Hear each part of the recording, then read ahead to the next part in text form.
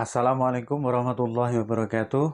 Bersama Barokah Ngaji, seperti biasa kita ngaji mendengarkan nasihat agama dari guru kita Gus Bahak tercinta. Semoga mendapat barokah ilmu, apa yang beliau sampaikan menjadi manfaat untuk semuanya. Langsung saja kita dengarkan sama-sama, semoga bermanfaat. Assalamualaikum warahmatullahi wabarakatuh. Intinya itu silahkan Anda bikin jumlah sesuai versi Anda. Yang penting Anda jangan kampanye kalau itu perintah Kanjeng Nabi Muhammad SAW. Karena kalau kamu atasnamakan Nabi kemudian jumlahnya sampai 800 berapa? 800 juta, berarti Nabi mengajarkan masyakoh pada umatnya. Jadi cukup yang riwayat itu di sini hanya 100 sama 1000. Jadi kalau jumlah tadi untuk 7 apa? Turunan. Jadi kamu harus ditutup dengan doa, ya Allah, semua itu bukan untuk saya tapi untuk 7 turunan. Tolong catat ya Allah. Karena itu. Jadi artinya gini loh ya, orang Indonesia yang sering mempraktekkan Atakosomadiyah itu bukan tanpa dalil. Ternyata dalam mazhab Maliki, saya masih ingat ketika mbah saya kandung, bapaknya bapak, asmane Mbah Nur Syam, itu wasiatnya minta dibacakan 4.000. Yang baca pas itu ya bapak sama anak-anaknya. Dan kemudian alhamdulillah zaman akhir itu mulai agak ngawur. Kalau ada acara itu wong liya kon maca anake mlebu metu gak melok maca.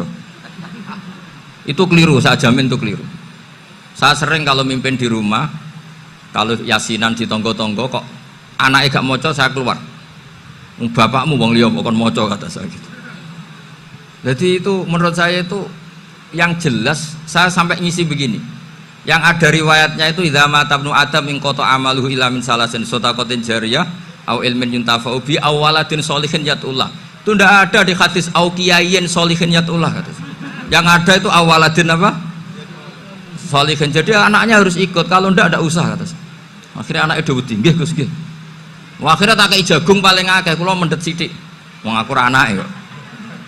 Kadang-kadang enggak, orang lain baca buahnya anaknya mau melebu metu mau enggak no tamu mbek rokokan. Itu harus ditobatkan itu.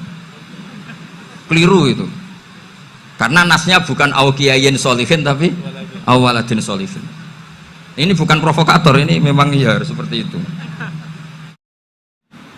Barokahnya baca ini dialog-dialog orang pilihan ini akan tersibak. Karena tidak dalam semua kebaikan itu enggak ada logikanya, rata-rata ada logikanya. Misalnya begini, kalau Anda orang soleh, kemudian anak Anda pamit mau sekolah di Jerman, pilihan Anda mengizinkan apa enggak? Karena potensi jadi fasik ya tinggi, karena di tempat-tempat maksiat. Potensi berdakwah dari daerah yang untuk daerah yang tidak ada dai-nya menjadi ada. Itu mesti ulama itu berdebat. Misalnya punya anak pamit mau kembali atau keluarga. Yang satu cara berpikir optimis. Awal ada dai di beberapa negara Eropa itu ya barokahnya imigran, pekerja, mahasiswa. Dan semua itu bumi Allah, harus ada tasbih, harus ada tahmid. Dan itu harus dimulai dari kemauan atau mengizinkan anak asuh kita ke sana. Tapi di sisi yang lain potensi jadi fasik itu tinggi sekali. Pemana iman pas-pasan. Nah hal-hal seperti ini itu pasti jadi perdebatan. Dan kita harus menjawab. Dan tadi kayaknya di semua Basul Masail Pondok Salafiyah jawabnya pede semua, nggak ada ragu, nggak ada khilaf. Baguslah kalau pede. Meskipun nanti mungkin ada ulama lain yang cara berpikir apa? Berbeda. Sehingga ini saya cerita ya. Sehingga di kitab-kitab fikih, misalnya saya kok hidup di Bali sudah punya komunitas ngaji.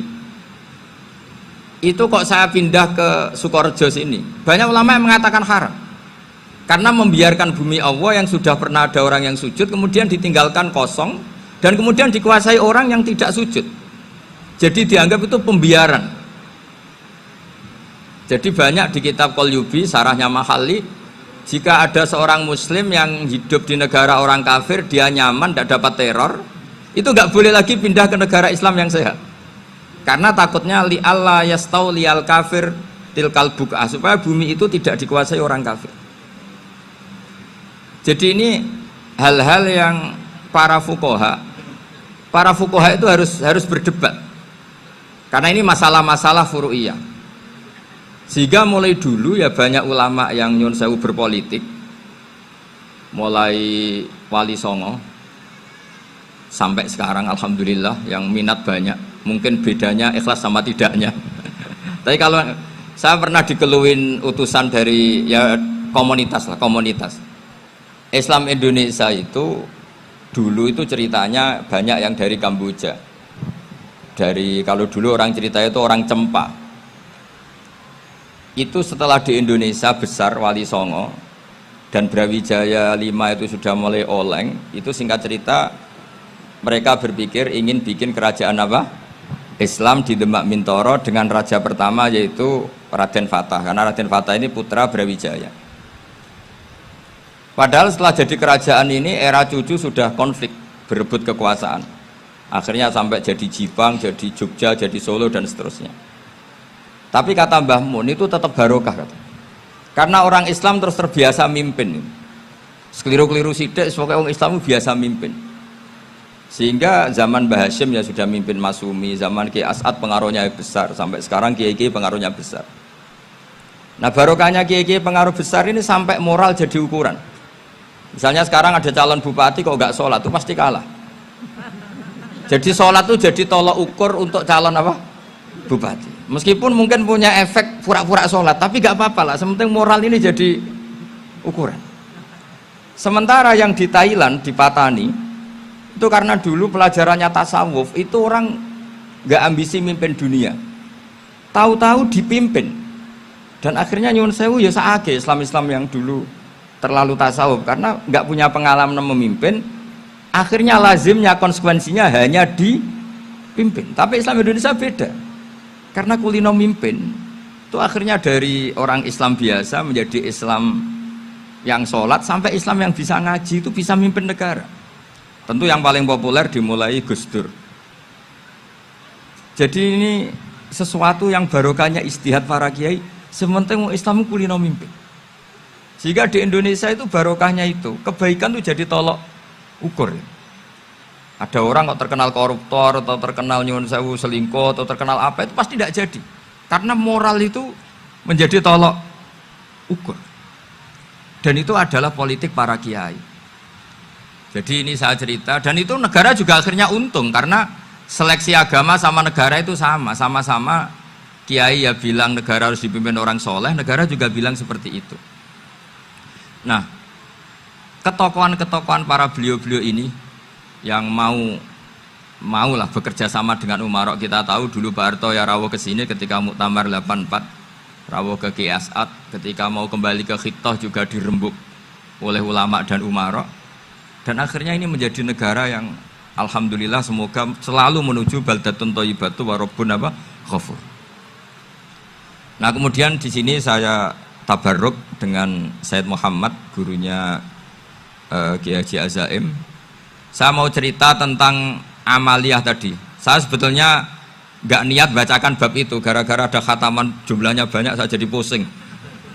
Ini panitianya tanya, khatam betul apa enggak? Iya Gus, khatam betul.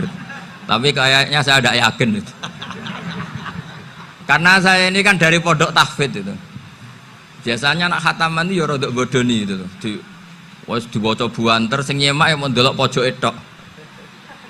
Mergo kebanteren. Nah, akhirnya lafat-lafat yang di tengah itu enggak di apa? Baca. Tapi ya semoga dimaafkan Allah lah. Yang jelas itu enggak. Tapi saya mau cerita ya. Jadi cara berpikir Said Muhammad ini nanti juga saya teruskan di Ma'had Ali. Ini saya baca ya. Di antara yang diyakini madhab Malikiyah, ini saya baca saja teksnya. Jadi ada riwayat namanya, kalau Said Muhammad bahasakan itu Ataqoh Somadiyah. Kalau di Indonesia kadang orang bilang Al-Ataqoh Al-Kubro, yaitu dengan membaca surat Ikhlas. Di sini jumlahnya hanya 100 kali, Qila 1000 kali. Tadi berapa teman? 700 juta ini sudah susuk banyak ini. Di sini hanya 40, riwayat lagi 100, 1000. Terus sampean tadi berapa? 800 juta. Wah, ini sudah susuk ini. Itu anak cucu sampean pasti masuk surga itu kalau gitu. Ini saya baca, ini kitabnya Sayyid Muhammad ini. Suratul Ikhlasi wal Itqu minan nar. Akhrajat Tabrani fil Kabir an Fairuz ad-Dailami wa Ibnu Uftin Najasi. Waqad khadaman Nabiyya sallallahu alaihi wasallam. Orang ini jadi khadimnya Nabi. Qala Rasulullah sallallahu alaihi wasallam, "Man qara'a qul huwallahu ahad mi'ata marratin fi shalat ghairiha katabahu lahu bara'atan minan nar." Ini hanya berapa ini? Mi'ata marrah. Berarti kalau satu orang itu cukup 100. Tadi sudah untuk 7 turunan tadi untuk orang berapa? Ya, untuk 7 turunan cukup ya? Cukup. Untuk 7 turunan gitu. Ya, sudah susuk ini, sudah susuk ini. Aduh, ribet ini. Nah, ini tak cari pembenarannya, ini supaya keren. Ini di halaman 188 Abwabul Farad. Warwa Ibrahim bin Muhammad Al-Khiyari fi fawaitihi an Khudzaifa marfu'an. Man qara'a qul huwallahu ahad alfa marratin faqad ishtara nafsahu minallah. Berarti 100, ada riwayat lagi 1000. Nanti tak carikan lagi yang berapa? 1 miliar mungkin. Jangan banyak-banyak. Nah, ini saya baca ya. Wa hadzal adatu huwa al-ma'rufu bi ataqatis somadiyah. Wa qad nassa jama'atun mutaakhiril malikiyah ala istihbabi ataqatis somadiyah wa haddu ala qiraatiha wa istimaliha. Minhum Asy-Syaikh Abdussalam Al-Asmar saat terus ini. Jadi kullu haula'i istahabbu ataqatas somadiyah ma'atirafi ba'dihim kal misnawi bisiddati fi hadisiha. I'timadan ala anna hadza minal fadha'il allati yutasahalu fiha. Faman sa'a yasta'milaha raja'a husula ma fiha fala ba'sa bidzalik. Ala syarti alla ya'taqida thubuta dzalika anin nabi sallallahu alaihi wasallam hatta la yaqa fil kitsbi alaihi. Jadi intinya itu silahkan Anda bikin jumlah sesuai versi Anda. Yang penting Anda jangan kampanye kalau itu perintah Kanjeng Nabi Muhammad sallallahu alaihi wasallam. Karena kalau kamu atasnamakan Nabi kemudian jumlahnya sampai 800 berapa?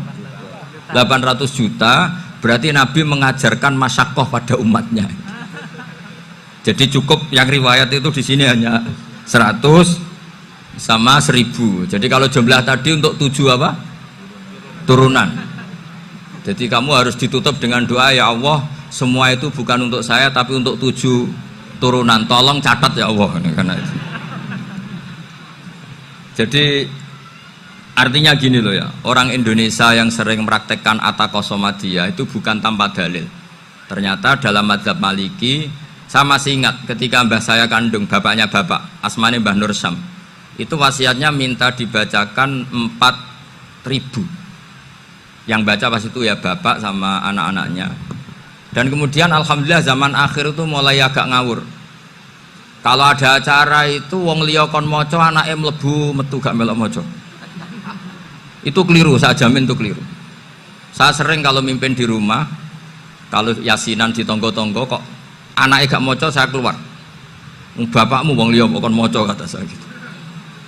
Jadi itu menurut saya itu yang jelas. Saya sampai ngisi begini, yang ada riwayatnya itu idza mata ibnu adam min qata amaluhu illa min salasin shadaqatin jariyah au ilmin yuntafa'u bi awaladin sholihin yatullah. Itu ndak ada di hadis au kiyayin sholihin yatullah, kata. Yang ada itu awaladin apa? Sholihin. Jadi anaknya harus ikut, kalau ndak ada usah, kata. Akhirnya anaknya dawuh nggih Gus nggih. Akhirnya tak kei jagung paling akeh, kula mendet sithik. Wong aku ora anake kok. Kadang-kadang enggak, orang lain baca buahnya, anaknya mau melebu metu mau enggak no tamu mbek rokokan. Itu harus ditobatkan itu. Keliru itu.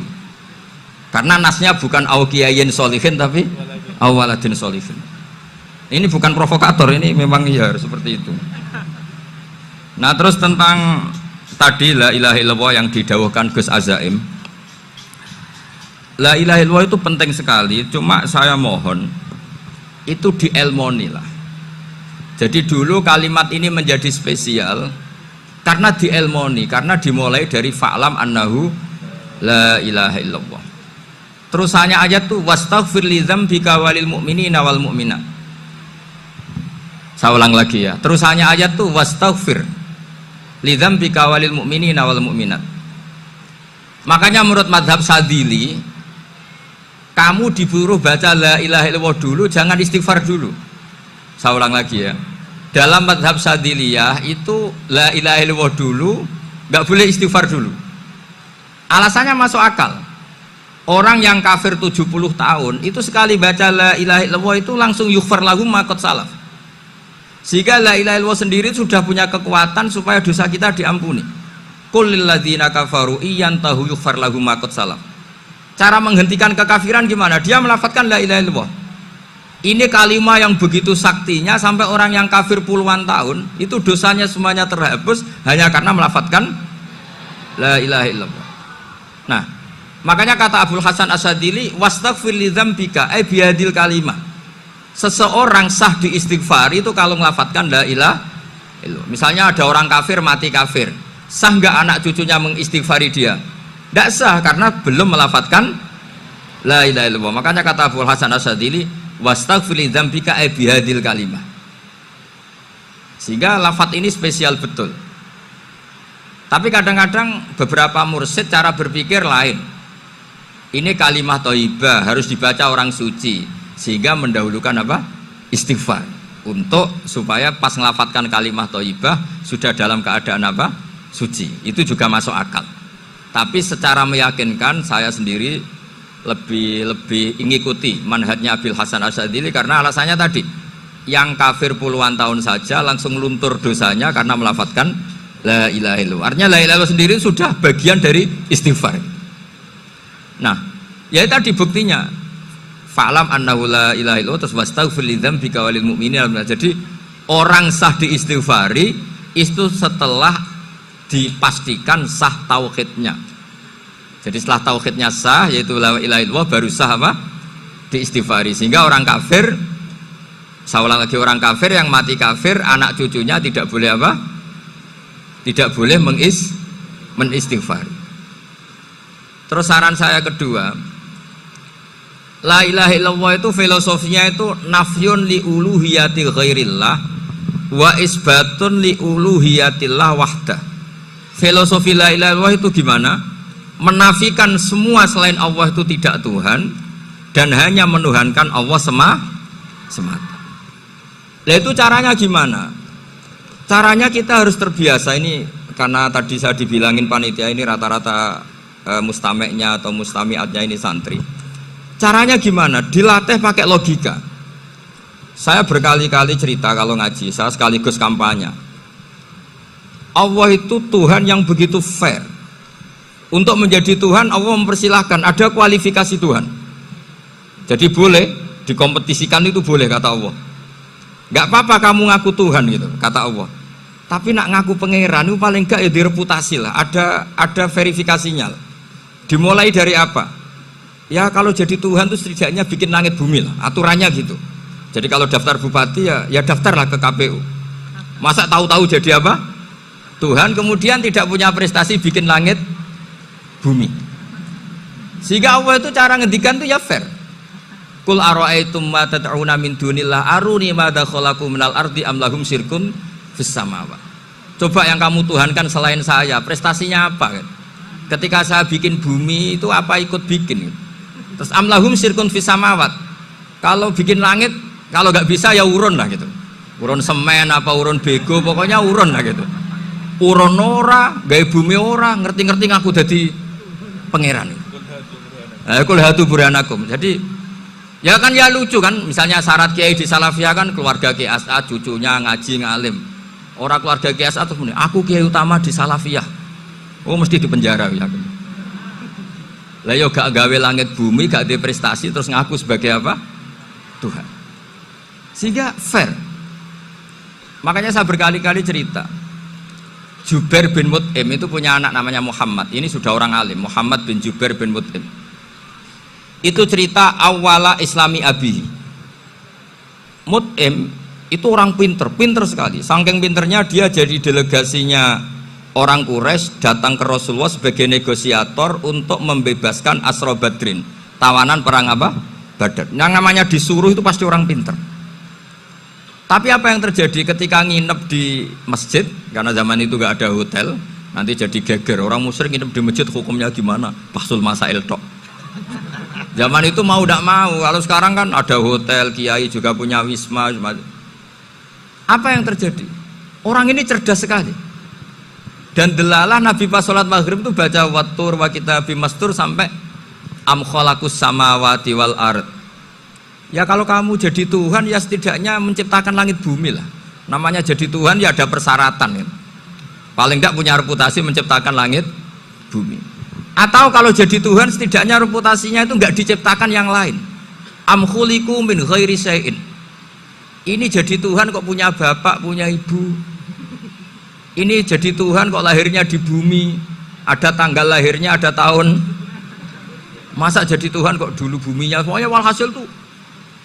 Akhirnya Nabi ketika salam sholat maghrib, dia datang, ya Rasulullah, akalku habis oleh ayat yang barusan kau baca. Sudah saya Islam saja.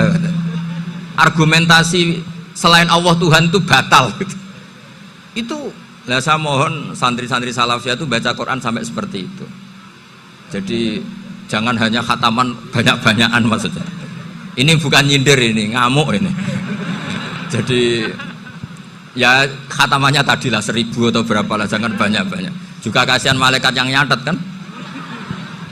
Wong baru subhanallah alhamdulillah aja di teks hadisnya abad al malaikah kan di teks. Itu baru subhanallah alhamdulillah itu sudah mencapaikan malaikat. Makanya saya wiridan tuh arang-arang kasihan malaikat karena nanti jadi itu ya ada madhabnya itu. Jadi kalau Gus Azaim sholat lama tak saingi sholat cepet itu sama-sama ada madhabnya. Yang cepet kayak saya tadi, setan pas tata-tata mau goda pas rukuk saya sudah itidal, mau goda itidal saya sudah sujud, pusing dia. Tapi jangan tiru, ini madhab yang agak-agak khusus lah, sudah cara orang Madura agak khilaf khusus. Khilaf ya, khilaf ini agak khilaf ini sudah. Tapi saya ingin lah, sampean kalau ngaji Quran itu dilatih berlogika. Jadi Allah itu fair, nggak apa-apa kalian ngaku Tuhan tuh nggak apa-apa, tapi tunjukkan prestasi kamu apa. Aruni madza khalaqu minal ardi am lahum syirkun fis samawati. Am khalaqus samawati wal ard. Diulang lagi, am khuliqu min ghairi syai'in. Setidaknya kalau jadi Tuhan itu ya nggak butuh yang lain lah.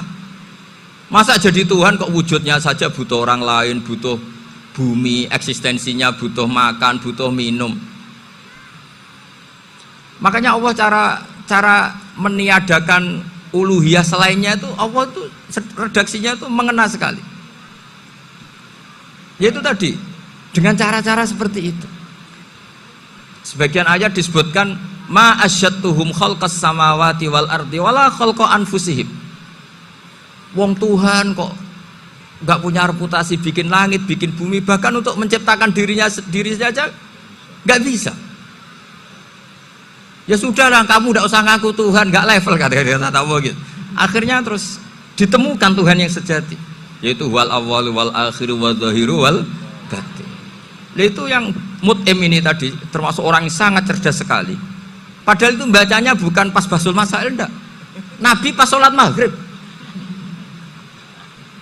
Juga bukan pas ceramah, enggak. Tapi itu didengarkan. Makanya termasuk ini spesial untuk hormat saya kepada Ki As'ad. Makanya saya ini kalau mentasjek santri-santri, ini agak sensitif, tapi sudah saya tidak perlu takut fitnah.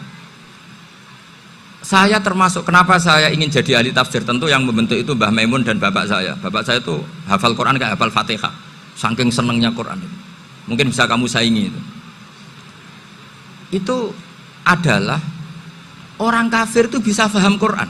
Itu sangat menyinggung saya. Orang kafir itu bisa paham Quran. Ketika Umar Islam itu karena mendengar apa coba?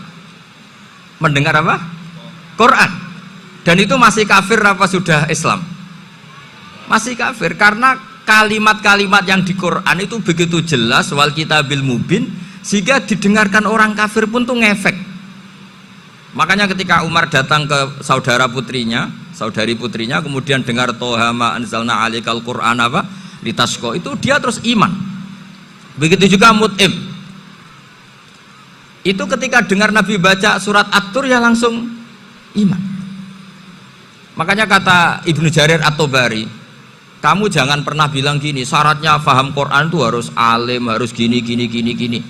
Lah nanti berarti orang kafir punya alasan di depan Allah, ya Allah, Engkau ngandani kami dengan Quran yang nggak bisa difahami kecuali alim dulu. Lah saya alim gimana? Nggak pernah mondok. Mondok gimana? Saya kafir. Jadi artinya gini loh, kata Ibnu Jarir At-Tabari, Allah tidak mungkin mengatakan gini, ifhamil Quran bima la fahmalaka. Quran itu harus kamu fahami. Sementara orang kafir karena lafadznya Quran khusus gak bisa memahami. Makanya Quran itu dibaca. Itu banyak orang kafir yang menjadi muslim karena mendengar apa? Al-Quran. Padahal kafir. Nah termasuk tadi Muhammad bin Jubair bin Mut'im ini itu menjadi Islam ya karena mendengar Quran. Padahal dia saat itu masih apa? Kafir. Karena tadi logika misalnya nggak paham secara lafadz Arab. Sekarang misalnya nyuwun sewu ada orang ateis. Saya pernah didatangi seorang ateis yang nggak percaya Tuhan. Saya mau Islam Pak Ba, asal Anda bisa menjelaskan Tuhan itu siapa. Coba Quran dibaca secara makna, tidak secara lafadz tapi secara makna. Begini misalnya, ada orang ateis datang ke saya, Pak Ba, saya mau Islam, asal Anda bisa menjelaskan Tuhan itu siapa. Terus saya tanya, ini ngajak goblok-goblokan apa pinter-pinteran, kata saya. Terus dia jawab, ngajak pinter-pinteran Pak, saya ini doktor katanya. Maksudnya di akademiknya dia doktor, mungkin jurusan matematika atau apa, tapi di ketuhanannya jeblok. Terus tak tanya, kalau ini ada kertas, kamu suka ada rumusnya apa suka ada? Ya suka ada rumusnya. Kenapa ada kertas? Ya karena ada yang bikin. Nah kira-kira berstatus membikin atau membuat itu sesuatunya maujud apa enggak? Ya pasti maujud lah, pasti ada. Ya sudah, anggap Tuhan itu adalah sebab dari semua yang ada. Masa alam yang seperti ini, langit dan bumi ini maujudat, kemudian kamu katakan kholaqohal adam, bahwa alam raya yang maujud ini diciptakan oleh ketiadaan. Ya juga, berarti Tuhan itu ya. Ya itu yang namanya Tuhan. Lah mulai dulu kiai-kiai ngomong gitu kan saya Islam katanya. Jadi kiai-kiai itu kadang-kadang kalau dakwah pokoknya kabeh digawe Tuhan. Beda dengan dakwahnya orang-orang mantek. Orang-orang mantek itu kan nggak pernah nyebut Allah. Ini alam hawadis, labuda min muhdis. Meskipun mereka, nah muhdis ini menurut Islam namanya Allah, tapi sebetulnya kan nggak langsung bilang Allah. Jadi tak kasih tahu, alam raya ini mewujud nggak? Ya mewujud Pak Ba. Bisa nggak sesuatu yang nggak ada menjadi faktor wujudnya yang ada? Ya nggak bisa, namanya nggak ada itu nggak bisa jadi faktor. Nah itu hebatnya ulama-ulama kita ketika mengenalkan Allah itu siapa? Zat yang wajibil wujud. Jadi kita ini kalah pinter be ulama-ulama dulu. Ya alhamdulillah kalahnya sama ulama dulu. Kalau kalah sama ulama sekarang isen lah. Jadi ulama dulu sudah pinter. Pasti pertanyaan dasar manusia, hadil maujudat tuh man khalaqaha, siapa yang menciptakan? Kalau kamu langsung jawab Allah atau Tuhan, mereka pasti tidak nerima. Ya jawab saja, hadil maujudat mesti khalaqaha maujudun. Nah berhubung maujud ini berstatus pencipta, harus super. Lah super ini oleh ulama disebut wajibul wujud atau musabbibul asbab, yang oleh Islam dinamai Allah. Tapi kita langsung ngomong Allah, ya mesti aja bingungkan kan bagi yang bingung maksudnya. Ya saya mohonlah kalimat-kalimat la ilaha illallah itu diamatilah, diresapi sampai seperti penjelasan saya ini, sehingga punya kualitas ilmu. Karena syaratnya memang fa'lam, harus punya kualitas apa? Ilmu. Ilmu itu apa? Ma'rifatus syai' ala ma huwa alaih. Mengenal sesuatu sesuai detail-detail sifatnya sesuatu itu. Misalnya kalau Allah sudah jadi Tuhan, ya harusnya qabla kulli syai'. Masa Tuhan sama yang dituhani wujudnya dulu yang dituhani? Ditemukanlah sifat awal atau qadim. Makanya benar Gus Azaim tadi, kalau sudah bertauhid harus hafal akidah berapa khamsin. Dimulai apa? Wujud. Kenapa harus dikatakan wujud? Karena alam raya ini kadung maujudat. Hadhil alam maujudun. Masa maujudun khalaqahul adam? Masa maujudat khalaqahul adam? Nah itu yang disebut am khuliqu min ghairi syai'in am humul khaliqun. Jadi saya mohon semohon-mohonnya, cobalah tradisi-tradisi lihat baru ayat ini dihidupkan lagi, sehingga kita baca Quran itu sekaligus menjadi orang yang sangat argumentatif, karena Quran adalah qul falillahil hujjatul balighah. Dilatih, jangan bosan, dilatih. Makanya kalau saya baca ayat-ayat seperti itu, cek fair ya Allah itu fair betul. Nggak apa-apa saya punya pesaing kata Allah, tapi yang imbang dong. Pas aku gawe langit ya bantulah, atau ada langit tandingan lah kira-kira gitu. Kalau saya bikin bumi ya ada bumi. Nah misalnya sekarang orang Cina bikin matahari, materinya dari mana coba? Dari yang sudah ada sekarang kan? Tetap saja agak ikut bikin kan? Tapi kalau Allah bikin langit bumi minal adam minal wujud, kalau mereka paling rekayasa yang sudah wujud di otak-atik. Nah harus sampai seperti itu, sampai kata Gus Azim kul hatu apa? Burhanakum dan. Jadi ini cara-cara kita untuk menguatkan iman. Aruni madza khalaqu minal ardi am lahum syirkun fis samawati. Terus kata Allah, itu nih bi kitab min qabli hadza au atharatin min ilmin. Kalau kamu nggak setuju teori ini, kata Allah, cari kitab suci versi Anda. Aturan jadi Tuhan itu apa coba? Ya tetap saja semua kitab suci akan mengatakan di mana-mana Tuhan itu pencipta langit dan bumi. Jangan yang lahir di bumi jadi Tuhan. Jangan Lata Uzza jadi Tuhan. Jangan karena sakti jadi Tuhan. Nah ini di sini pentingnya ilmu balaghah, ilmu mantek yang alhamdulillah di pondok-pondok kita masih diajari. Makanya kata mantek, sebetulnya ilmu akal hanya menemukan hadil maujudat khalaqaha maujudun. Nah yang maujud ini siapa? Ya wajibul wujud. Nah kemudian Islam menamai ini Allah Subhanahu wa ta'ala. Makanya ulama dulu itu kalau ngendikan Allah itu siapa? Zat sing wajibul wujud. Itu filosofinya luar biasa.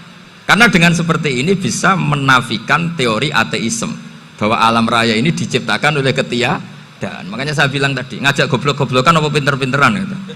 Lah nek ngajak goblok-goblokan yang ini, hadhil maujudat khalaqahal adam. Terus kita goblok bareng. Loh iya kan, barang maujud diciptakan yang tidak maujud. Wong ora wujud kok mempengaruhi sing wujud. Ya monggo nak goblok bareng kata saya. Akhirnya, gak Gus, saya ini dokter masa kamu ajak goblok? Ya sudah, pinter saja kata saya. Alhamdulillah karena debat kecil ini dia menjadi nyaman lagi dengan apa? Islam. Memang saya tentu nggak bisa disalahkan doktoralnya karena di ilmu yang selain apa? Teologi gitu. Tapi kan polanya dia pasti pinter. Makanya ini sekaligus mengingatkan anak-anak lah. Kecakapan menjelaskan itu harus dilatih karena di antara kelebihannya Quran itu wal kitabil apa? Mubin, yaitu kitab yang punya kemampuan menjelaskan. Tetap ada dawai Allah sing hubungannya dengan makhluk. Itu di kelasnya kelas fadhil, keutamaan yang biasa. Ada ayat-ayatnya Allah yang tentang dirinya sendiri, yaitu yang tidak tertandingi. Ya kayak ayat kursi. Ayat kursi itu kan ayat di situ Allah menerangkan dirinya sendiri. Misalnya Allahu la ilaha illa huwal hayyul qayyum. Itu kan Allah menerangkan tentang dirinya sendiri, tentu spesial. Gitu ayat-ayat sing meskipun ya tetap spesial jenenge dawuh Allah tetap spesial. Tapi ada ayat-ayat yang tentang kita. Misalnya ayat fankihu matobalakum minan nisa masna. Ayat-ayat seperti ini kan nggak mungkin setingkat. Ini kan ayat tentang kamu. Wis ngerti nak kelakuanem seneng wayo dikai hawayo. Nah, tentu beda. Tentu semuanya spesial karena sama-sama kalamu. Tapi tentu beda. Dokumen ayat kursi tentu nggak sama dengan dokumen ayat faqihu matobalakum. Maka Nabi ngendikan ayat kursi ini bahkan saya ngambilnya min kanzil arsi, jadi spesial. Sehingga terus kita dilatih guru-guru kita ngapal ayat kursi. Kan ora lucu, misalnya wiridan yang tahlilan faqihu matobalakum minan terus lucu toh. Tahlilan kok ngono ku piye ngono. Aneh-aneh, gue mikir tuh, senangnya buat antoh. Masa ayat Quran kok beda-beda, goblok kandhanane angel, bocah mana? Jadi kene ku sing wis ngaji mulai bayi. Jadi ono ayat fawadil, maksudnya ayat-ayat sing umumnya terkait kita. Ayat-ayat sing spesial karena nerangkan Allah, tentu beda. Terus kedua tentu ayat-ayat sing rano Kanjeng Nabi, misalnya laqad ja'akum rasulun min anfusikum azizun. Terus baru ayat-ayat tentang kita. Ayat tentang kowe ya wakul wasrobu kon mangan ngono. Nah misalnya terus tahlil terus wakul wasrobu. Ya lucu tuh. Bocah kok kandhanane angel. pusing ambek kowe. Ngaji tahunan gak ono perkembangan. Ngabis gue rame-rame dunya apa? Gue rame-rame apa? Dunya. Pernah ada kumpulan orang untuk ngaji. Oh, setan setruk tenan. Paham itu. Mulai setane tangin, tenang ya paham. Waduh. Serepot ya. Ya, jadi kayak kudu ngerti ya. Jadi kabeh ayat Al-Quran spesial, tapi tradisi ulama kan ada perdebatan apakah ada ayat fadilah dan mafdulah. Sebagian ulama mengatakan jangan bilang demikian karena fal kullu kitabullah wal kullu kalamullah. Tapi kowe nak ngingkari iku ya keliru, wong dohire Kanjeng Nabi ku ya ada ayat yang dipuji sundul langit kaya ayat kursi. Saya punya ayat yang bahkan dokumen itu tak ambil dari Kanzil Arsy katanya. Dan tidak ada nabi yang dikasih itu kecuali saya. Itu nabi begitu bangga semenang. Nabi maca ayat kursi. Sehingga tradisinya ulama semua anak cucunya, semua umatnya dilatih ayat kursi. Dan itu memang spesial coba. Saya kalau baca ayat kursi, saya kalau mau tidur itu mesti baca ayat kursi. Mesti ora pendak tahlilan ono sing order mboten. Masane wah apa-apa. Mosok eling pangeran nek pendak apa? Ono anak-anak. Oh tahlil kok dikritik, yo keliru sing kritik. Wong maca ayat kursi yo mbok kritik. Tapi ora dikritik yo perlu dikritik. Wong maca eling pangerane kok butuh berkat le. Dul eling yo eling ngono kuwi cara kula padha dene. Sing kritik mek sing dikritik. Kowe tahu tahlilan? Nate Gus nek ana undangan mboten.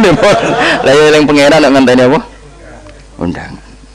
Ngene ben ono sing tetep kritik, ben seimbang dunia iku ben seimbang. Apa? Balance kono sing kritik. Kula bolak-balik ketemu sing kritik tahlil nggih sowan kula. Saya tuh heran. Kenapa orang NU itu suka tahlilan? Terus ada berkat. Itu dalilnya mah. Sing ngono iku ya ora ono dalil, sing hasud nyoal ya ora ono dalil.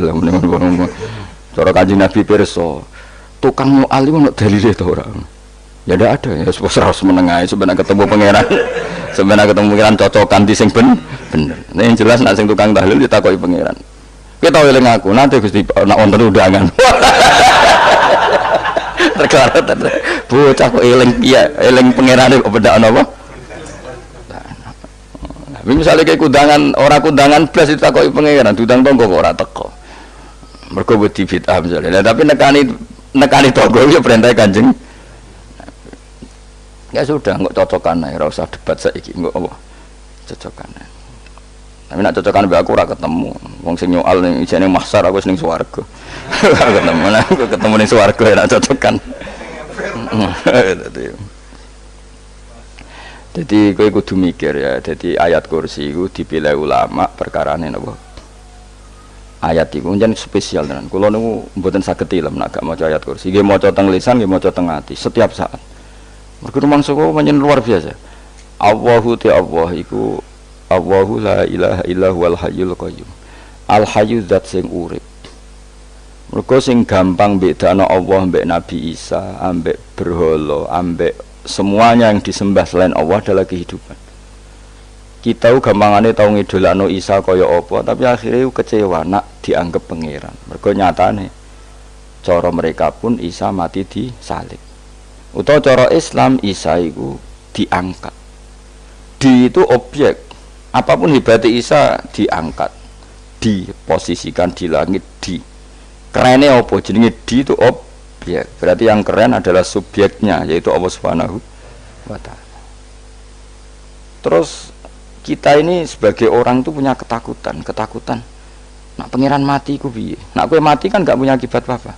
Srengenge tetap baik-baik saja. Sistem falak galaksi baik-baik saja, sistem alam baik-baik saja. Wong sing mati kuwe bayangno nek sing mati pangeran. Maka ketakutan seorang mukmin adalah apa? Punya Tuhan yang mati. Kemudian itu diobati bahwa Tuhan kamu itu Tuhan sing aman, al-hayyu sing selalu hidup. Kemudian disifati lagi al-qayyum. Apa artinya hidup kalau bergantung orang lain, bergantung makhluk lain? Itu gak keren, karena bergantung itu gak keren. Al-qayyum yang Allah itu zat yang berdiri sendiri. Oh, itu kan terus sempurna.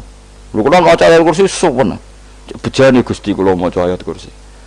Kowe ora maca iku kasihate mbahmu. Bocah kok. Oh, bocah ora bakat wali. Teke wis elek. Kabeh dimaterekno. Kasihate opo nek maca ayat kursi? Kasihate mbahmu ngono. Jimat ya senengan. Ora seneng. Maksudku, tapi mbok gedhingi teman-teman yo ora oleh njen rezekine kadol jimat kebi. Sing iso ngatur rezekine wong sapa? Wis keben, muga disepuro pangeran. Ra disepuro ora apa-apa, kelakuan kok ngono iku piye. Wis terserah pangeran ae.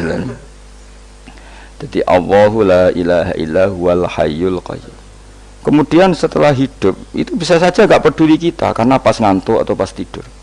Terus disifati la ta'khuduhu sinatu walanam. Dan zat yang hidup itu tidak pernah ngantuk, tidak pernah tidur.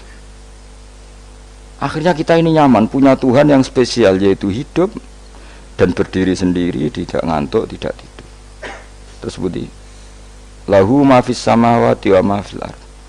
Ya, dan miliknya Allah semua yang ada di langit dan bumi. Keren. Kita ini butuh air, butuh apa saja, dan itu milik Allah. Coba kalau milik manusia, sama nak loro ning rumah sakit tuh, oksigen larangi ngono. Padahal kowe nak loro, oksigen di mana-mana gak tahu bah. Jadi kita seneng. Alam raya milik Allah kita seneng, karena alam ini milik zat yang gak butuh alam raya, sehingga kita yang make. Allah bikin air, Allah gak butuh minum. Allah bikin padi gak butuh makan. Dia bikin semuanya untuk kita. Padahal itu kita tidak ikut punya. Akhirnya seneng mbek pangeran. Cek apike jenengan Gusti gawe ra melok nganggo. Sing nganggo kita-kita ini. Coba aku ora roh gawe rokok gunane apa ora roh. Ya gunane pekerjaan Gus, menyerap tenaga. Ya wis sauri-urimu. Sementing kowe roh gunane rokok. Paham nggih? Roh gunane rokok roh carane mandorot kanggo kowe. Dadi padha roe lah sementing. Ya ora apa-apa tapi. Kulo nu seneng mbek guyone kiai-kiai ini. Pancen ora ana wong pinter guyon koyo kiai. Wis kulo winekani niku acara resepsi teng Kudus teng keluarga sarang keluargane Lek Lukman. Sing ngisi Habib Umar sama Mutahar. Seneng kulo. Jadi guyonane ning kiai-kiai ora wis kiai-kiai kabeh termasuk Habib Umar. Ada orang kiai rokok. Ini cerita anekdot. Ada kiai rokokan ngarepe dokter. Pak Yai, kalau rokok terus nanti kalau mati gimana? Gampang, saya bawa korek. Sing kiai dhewe maksudnya iku nak mau rokok terus mari mati. Kiai ini yang ngerti maksudnya dokter ngono. Tenang dok, sama si bawa korek. Maksudnya nak rokok mati gak ada Jumat. Jadi gak sambung apa? Nak kuyonane Habib Umar, saya sering membaca bahayanya rokok. Saya baca itu. Setelah baca, saya berhenti membaca. Wong kan pikirane setelah membaca bahaya rokok berhenti rokok.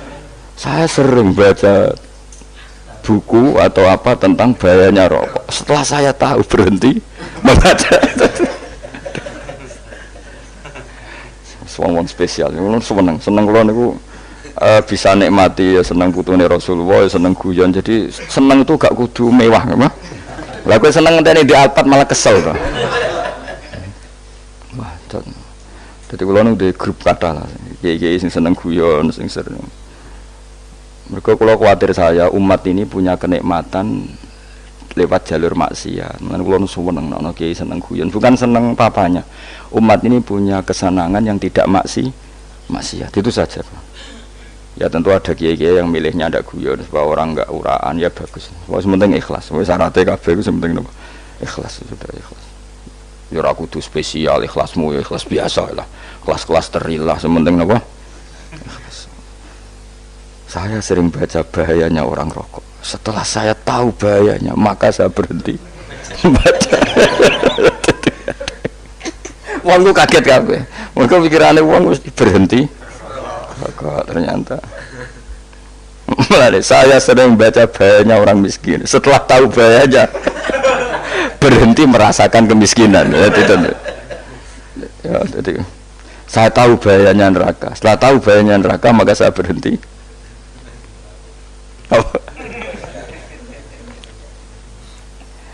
ya jadi terus disebutno lahu ma fis samawati wa ma fil ardi terus kita nyaman. Kayak apa kalau alam raya ini milik Cina, milik Singkek, milik non Muslim atau milik wong Islam sekalipun, mesti apa-apa tuku, repot. Tapi berhubung alam raya ini milik Allah, kita nyaman. Mergo wa izzat sing super lomo, super dermawan, super semuanya. Akhirnya nyaman. Kamane iso turu. Lan kula nang rumah ayat kursi ora iso turu, pe turu.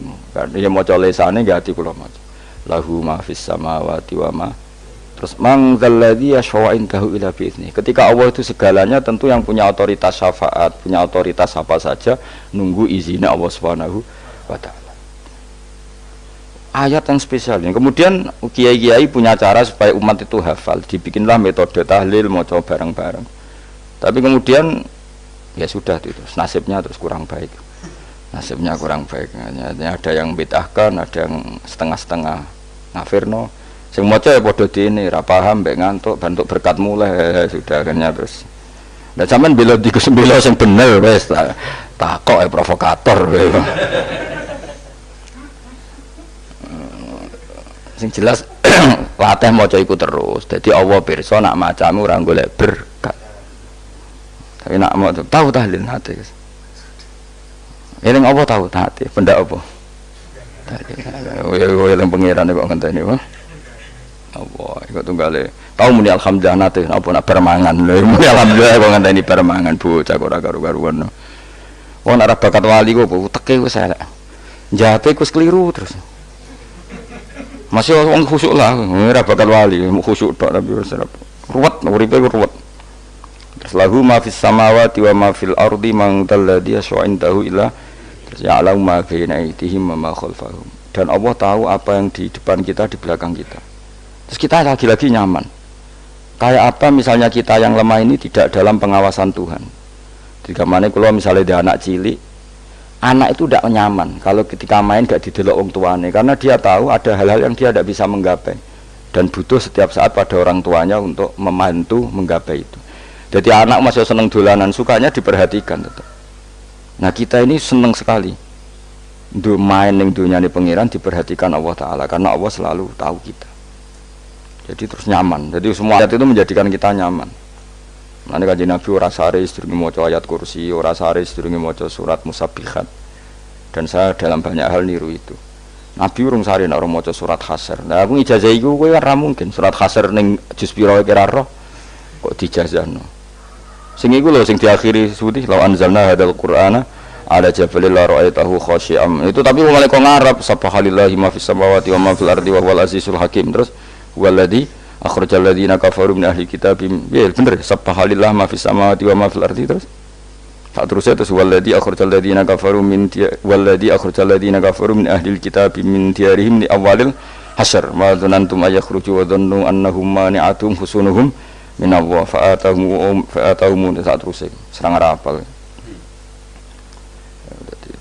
Akhirnya ya itu tadi. Terakhir apa? Ya'lamu ma baina aydihim wa ma khalfahum wala yuhituna bi syai'in min 'ilmihi illa bima. Dan seseorang itu tidak punya ilmu kecuali dengan kadar dikehendaki Allah. Bahwa kita ini selalu objek. Punya ilmu ya dikasih, punya rezeki ya dikasih, punya apa saja di. Sehingga status kita makhluk, statusnya Allah Khalik, statusnya Allah itu memberi, statusnya kita hanya penerima. Itu bahkan termasuk bab ilmu.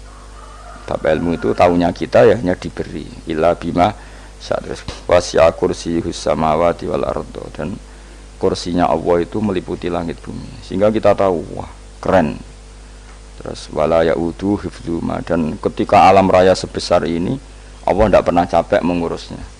Ya, sampean tak pasrahi gawe kok ngrumat srengenge, sampean ngrumat listrik omahmu lho kadang kabel pedhot dobe pedhot iku Allah ngrumat srengenge mulai digawe nganti saiki gak tahu mati, gak tahu bayar.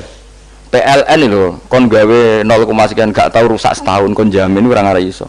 Allah gawe srengenge mulai Nabi Adam nanti saiki ora tahu bengkelno. Oke gak tahu mikir ngono, jen rawali yo. Lah srengenge misale error terus pangeran ngumumno, leren sik 3 wulan lagi ditoto. Ya repot dul. Ngono kok ora tahu mikir bocah kok. Lan utek sing anut wali-wali itu teke waras. Menduwe ora di dhuwit sumpek di dhuwit seneng wis ngono tok pikirane. Ora tau kagum mbek srengenge, ora tau bengkel, ora tau. Mergo mau ora bakat wali itu teke wis innalillahi wa inna ilaihi raji'un. Ngono kok do urip ngono. Habis ben urip pancen waya apa? Mati rame-rame apa? Untunya narano ku ya sepi tenan. Gak ana wong gawa nasa ilfat ngalor gitu. Ngaji sepeda dibayar paham ya mulai apa mulai. Enggak takok ibu bojone barang mau kaji. Mau Gus Pak nerangno apa? Delok rekamane iki. Atek dong wae. Tapi aku luwih seneng ngono timbang kowe nyimpul malah tambah keliru kabeh. Kulo nu paling asline paling ra cocok ngaji disimpul. Lha uteke beda kok nyimpul terus piye. Tapi dilarang piye niate ya seneng tapi didukung mesti keliru. Wong nyimpul keliru. Mergo mesti nganggo uteke dhewe. Wis ben kono rame-rame apa. Dunya. Kulo kadang yo mikir ya Allah. Lah saiki PLN ngurus listrik sa Indonesia iku dibagi-bagi per wilayah. Jogja tok kok Bantul tok iku wae bengkel. Apa nggih srengenge iku langsung bener terus. Nek wong bosan digawe bengi ben ra ketemu srengenge digenti bulan nek enak. Kok bosan matahari, bosan rembulan ana mendung wis turu. Diamuk bojo lah laudan selali. Sekarang itu segampang iku ngatur dunia iku segampang itu. Paham ya? Jadi enak lah pokoknya urip wis enak, pokoke kabeh anut pangeran wis enak. Wala yautu khifruhuma wa huwal alil adzim terus turu. Semun Gusti kula tak tilem seteng dunya baik-baik saja. Sopan nang mbek pangeran. Lah maca ngene kok ngenteni kundangan. Kok kon dadi wali kuwi. Lah sing ora hafal ayat kursi terus ngritik. Ora hafal. Bid'ah ngono. Wis hafal lose wis darah di bitalas penting kowe hafal ayat kursi sik. Hafal? Ndak. Ya kayak apal sih terus lagi bid'ah ora apa-apa. Dadi mergo ngono. Kaya kula misale bid'ah aku rada bener, mergo ora tahlilan lah yo maca. Kula yo bingung ngadepi jenengan belondi padha ora jelas e. Yo ayat kursi ku waca. Nah, tentu ayat yang seperti ini kan enggak mungkin kualitasnya setingkat nyuwun sewu ayat waqulu wasrobu. Makanya banyak ulama sampean delok teng kene itqon teng kitab-kitab tetap ada ayat sing spesial, ada ayat sing spesial tapi tentu enggak sekelasnya. Jangan kamu katakan atas bawah nanti suul adab bekala muwah, tapi tentu spesialnya ayat kursi itu tentu super karena menerangkan Allah sendiri. Sementara beberapa ayat menerangkan hak kita sebagai manusia, misalnya waqulu wasrobu, tentu kualitas fadhailnya beda. Tapi jangan katakan klasmen, jangan, karena kurang sopan dengan kalam wah, tapi tetap beda. Makanya Nabi ngendikan ayat 3 apa loco nak petur waca di mana-mana waca. Oh, Nabi begitu bangga dengan ayat kursi. Akhirnya kena bakul ditulis di paham apa? Ditulis didol. Baru kayak didol ya akeh hikmah ya akhirnya dipasang ning ruang tamu. Akhirnya ketara iki wong Islam bera Islam barokah ya ayat kursi. Sing aku pokoke berpikir positif wae. Wah, berarti sing di omah Islam bukti nopo ono ayat kursi ini. Lho kula nu beberapa kali dislametno ayat kursi. Kula nak ning perjalanan marung. Itu kadang yang merasa nyaman mergo ning warunge ono ayat. Wah, berarti Islami lah. Ora kuwatir iki ono daging celeng, tetep nulung. Ya ini jujur mawon kula niku tetep asobia artinya nak ning perjalanan sing gak jelas lor kidule ora ro daerah kok marung ono ayat kursi paling ndak kan orang ini punya etika kira-kira ora bakal apa jualan daging babi lah misalnya ya tetep bantu lah tetep umpamane terus dikek nggon salat sanajan to sing duwe misale mbok salat ora ya ora perlu ya aja suudon ngono bisa anggap ae mosok masang ayat kursi kok ya sih gitu kan lumayan ada perangkat yang itu. Akhirnya bakule payu ayat kursi ini sing di omah ya payu promosi nek iki Islami sing blonjo ya nyaman wis padha enake lah. Ayat kursi ini sing enes mergo dienggo ya tapi ya ndak lah. Nak niate ngono ya tapi ya ayat kursi tetap mulia dengan dirinya sendiri. Kulo seneng tenan mbek jeneng ayat kursi ya Allah. Ya tadi kekhawatiran kita punya Tuhan yang tidak sempurna itu terjawab bahwa Tuhan kita super sempurna. Jadi kalau bayangkan grepe turu jeneng seneng. Senenge wow Gusti nak kula turu iku langit bumi gak masalah. Bayangno nak pangeran sing turu, sistem Tuhan hancur. Makanya syaratnya jadi Tuhan bala takhuduhu sinatu walan. Padahal kita menyaksikan Nabi Isa turu. Beberapa yang dituhankan selain Allah turu ngantuk. Bayangno misalnya kowe pas donga sing mbok dongani turu. Kan kacau. Makanya Allah mensifati dirinya dan itu memang fakta, la ta'khuduhu sinatu wala nam. Allah ora tau ngantuk, ya mboten nate. Sari. Akhirnya sewenang kita sewenang banget mbek pangeran. Mergo dengan sifat-sifat seperti itu. Akhirnya raditu billahi napa rabba wa bil islami dina. Raditu billahi napa rabba wa bil islami dina. Raditu ridho ingsun billahi lan rabban sebagai pangeran. Aku ridho banget, seneng banget Allah sing dadi pangeran. Muga mau pangeran liyane Allah yo kacau tenan. Nanti pangeran terus turu. Terus ngantuk, nak ramangan lemes kan pusing. Apapun hebatnya Nabi Isa misalnya mbok pangeran ya pusing. Kadang pas sare, dungani tenan jebule pas apa? Sare yo ribet. Tapi kita di pangeran sing la ta'khuduhu sinatu wala nam bil islami dinan. Wa Muhammadin sallallahu alaihi wasallam rasulan wa nabiyan wa bil Qur'ani hukman wa dan kita ridho Quran sebagai panduan hukum lan dadi imam. Imam panu itu. Mulane kula nang jamak takdim angger kira-kira wis setengah pitu kita jamak nak pas lunga. Nggih sering jamak kalau tiang-tiang, tapi niki dereng isak. Ya pokoke cara aku wis ngisak, cara aku ora kudu mbok. Pokoke cara aku wis isak. Ya wis mbok kaul jadid malah. Makanya dulu ada seorang ulama berdebat. Sing sitok setuju waktu maghrib niku ngenteni entek mega napa abang.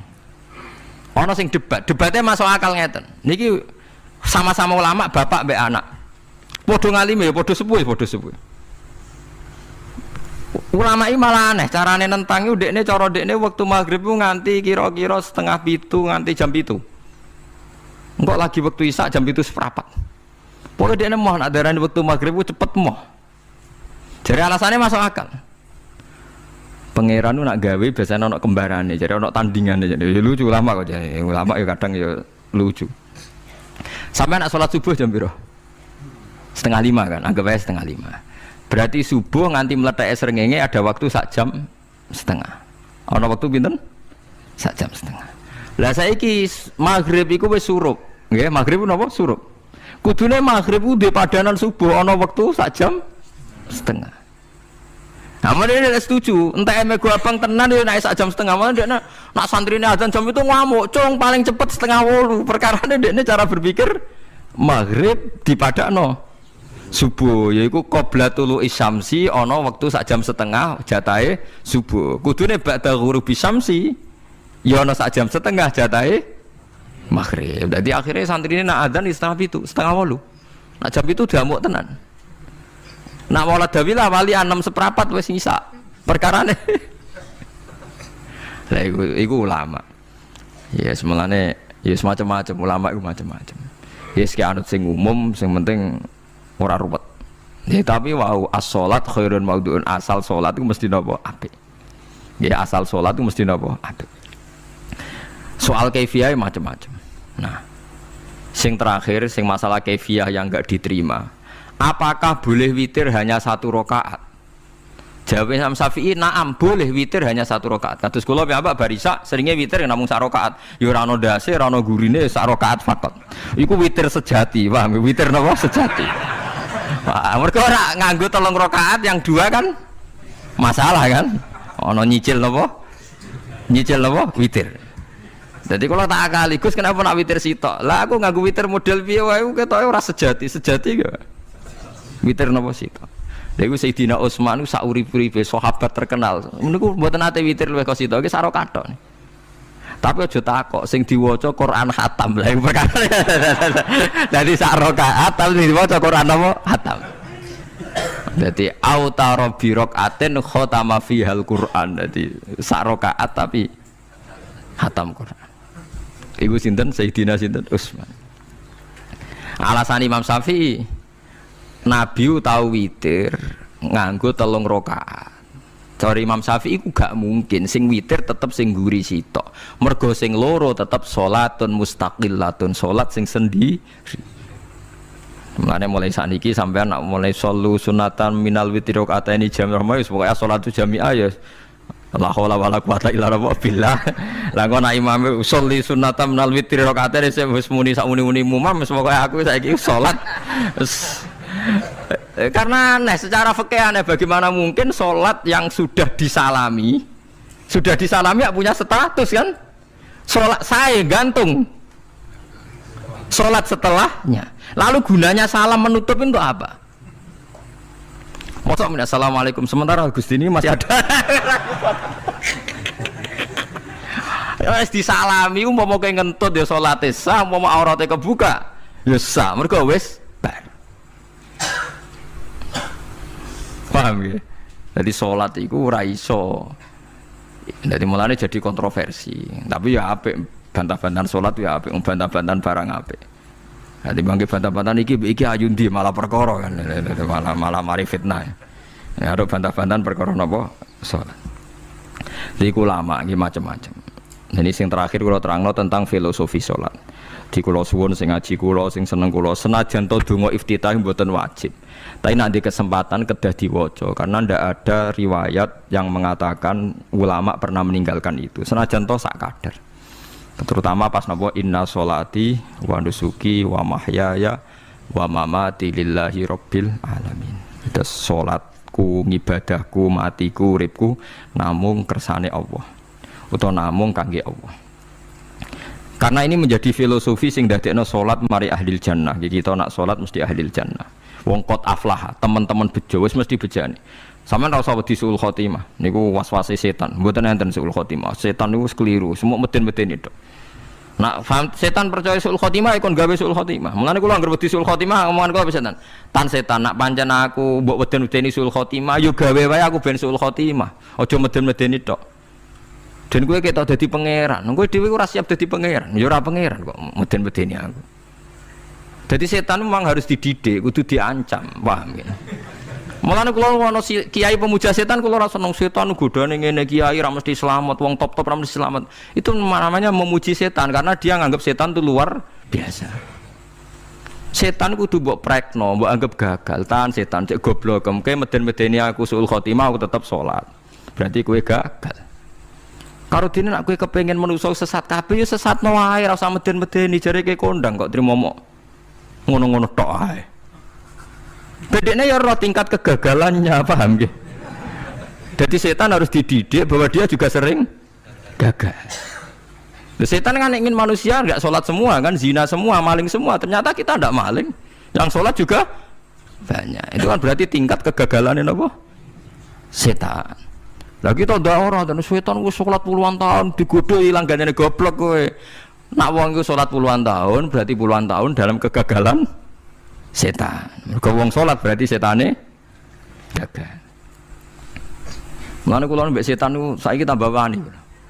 Ya mletene ngono kon mlebu neraka ya kok gelem. Misale dekne hebat kan mboten purun Gusti tak ning swarga mawon. Ternyata dekne mlebu swarga gak iso kan. Lah ya mletene lah ya wong lemahe ngono kok mbok entut. Artinya setan kan lemah sekali kan. Lha iku sedaqaul azim ketika ngendikan inna kaidas syaitani kana napa dhaifa. Sebenarnya setan itu dalam bahasa Quran itu dhaif sekali. Lemah sekali. Tapi kita sering muji. Nggih, sering napa? Sering muji. Darani setan hebat, wong wali, wong alim kadang digodho kena. Ya soal kena cara kena akeh ra kena ngono wis akeh napa? Akeh mboten napa? Kena. Minimal ngeten lho sampean. Tapi kula nate Gus kepengin tahajud ra sido tahajud berarti setane menang. Tapi setan ora sekedar kowe kepengin ra tahajud, kepengin kowe kafir. Ngomong kira tahajud tenan iku ya setan isih rugi kok. Tapi kowe jek Islam, tapi jek mlebu swarga, kepengin iku nganti apa? Kafir. Jebule kowe ora kafir kan? Mulane ana ulama nak tangi turu gak tahajud, ndekne nangis. Angger kae gak tahajud nangis. Terus matur mbek pangeran, Gusti kenging napa kula mboten kasil tahajud. Ambek pangeran dingendikani ngene, teng kitab Al-Minanul Kubra karangan Imam Syaroni. Kowe ku ulama kok bento. Sing nurokno kowe sapa? Nggih jenengan Gusti. Sing maringi tangi sapa? Nggih jenengan. Lah wis anggap ae kabeh kersaku, ora kersane setan. Wis bar. Mulane aku lara mati tahajud keterusan nggih tenang mawon kula. Kula duwe ilmune, Kowe ulama kok bento. Sing nurokno kowe sapa? Nggih jenengan Gusti. Sing nangane sapa? Nggih jenengan kula. Iya, sak kabeh ku sing ngersakno aku ridho ra wis bar jan. Mulane nek nak tangi ra di tahajud nggih ridho mawon. Apa meneh bedino.